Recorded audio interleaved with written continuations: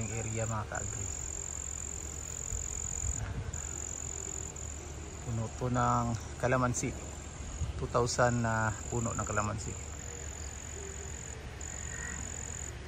Ito yung mga bagong bunga ng mga kalamansi natin. Medyo maliliit ba, pero marami to mga ka-agri. Yan o, galing El Nino, tapos biglang grabe yung ulan. So ito mga bunga, pero medyo grabe na yung damo talaga. Yan o, dito banda lang yung nalinisan pa namin, pero dito grabe, ang dami talagang damo. So bukas papalinisan natin ito mga ka-agri. Ayan, sobrang dami talaga, ang bilis dumami.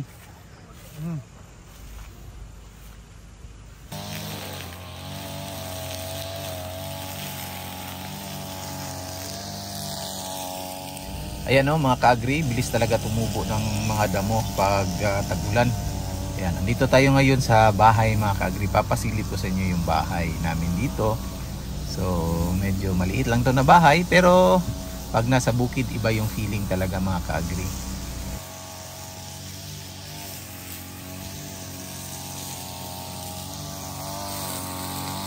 Ito yung CR namin mga ka-agri, medyo maliit lang. Tapos dito may ilog dyan. Ayan dyan. Ito yung bahay. Ayan si Jeffrey naglilinis. Hinto muna kami sa paglilinis mga ka-agri. Grabe yung ulan, no? Grabe ang lakas talaga.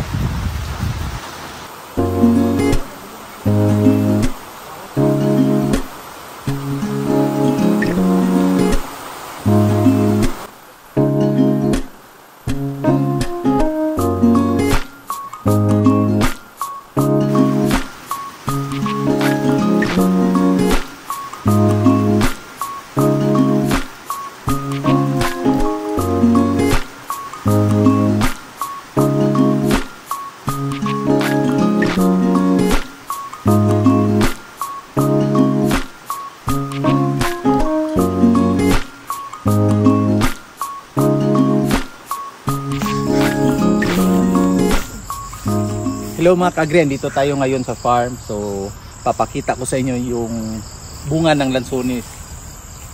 So ayan. So yung problema mga ka-agri, ayan, hindi namin na-sprayhan. So tingnan nyo mga ka-agri, nasira yung bulaklak. So nalagas yung mga bunga. So kunti lang yung tumuloy, no, naging bunga. So ito yung problema natin. So tara, dito tayo.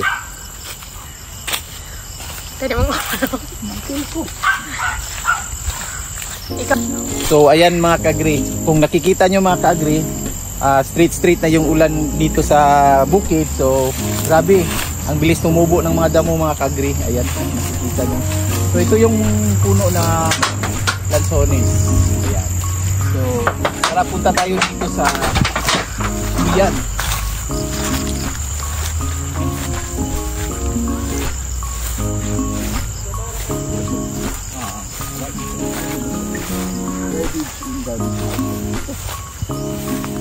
Yan.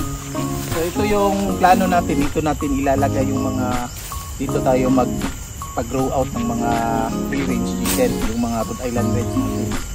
So hindi pa na materialize mga ka-agri kasi medyo na busy talaga.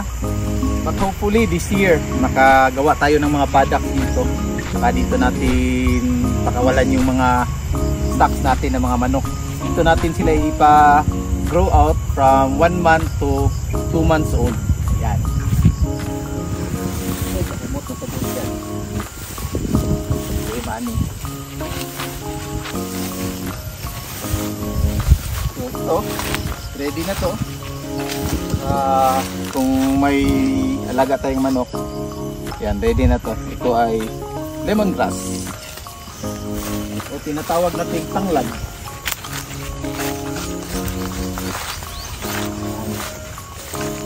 Parang masama yung tutok dito mga ka-agri. So yung problema, isang problema din namin dito mga ka-agri, kasi yung mga alam mo na, yung mga kapitbahay dito, yung mga bata, kasi wala kami dito madalas. So minsan sa isang in 1 week siguro 2 beses, 3 beses lang kami makapunta dito. Ngayon grabe yung bunga ng mga prutas natin, pero yung problema natin, maraming mga, alam mo na, mga magnanakaw.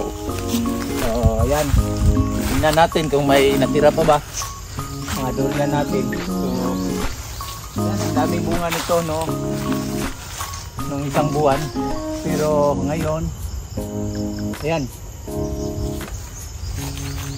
dito tayo, ayan, no.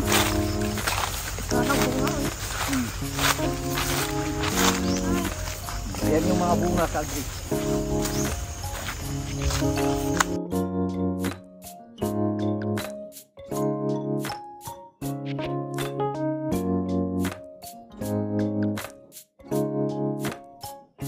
So itong durian na to dito sa likod ko, mga ka-agri, nasa mga 15 years old po ito. Ayan. So makikita nyo ang daming bunga. Ito, yung variety nito, mga ka-agri, ay Arancillo. Yan, ito yung tinanim namin. Noon, nakatanim kami ng 70 trees na mga durian. Pero nung nag-El Nino, 6 years, 7 years ago, ito na lang yung naiwan. Siguro mga 7 na lang yung naiwan out of mga 50 plus na mga durian na tanim natin dito.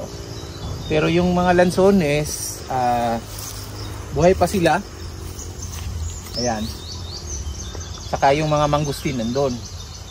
So yung kalamansi natin, mga ka-agri, dun banda yon, yung 2 hectares na kalamansi. Ayan. So dito na area yung propose natin na lagyan ng mga paddocks. So dito tayo magpag-grow out ng mga alaga natin. Ayan. So ngayon, inanda namin yung mga forages. So nagtanim kami ng Napier, Madrid de Agua, tsaka Rinsuni. Yan.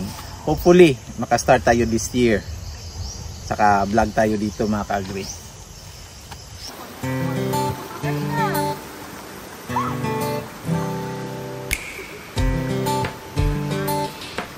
Five little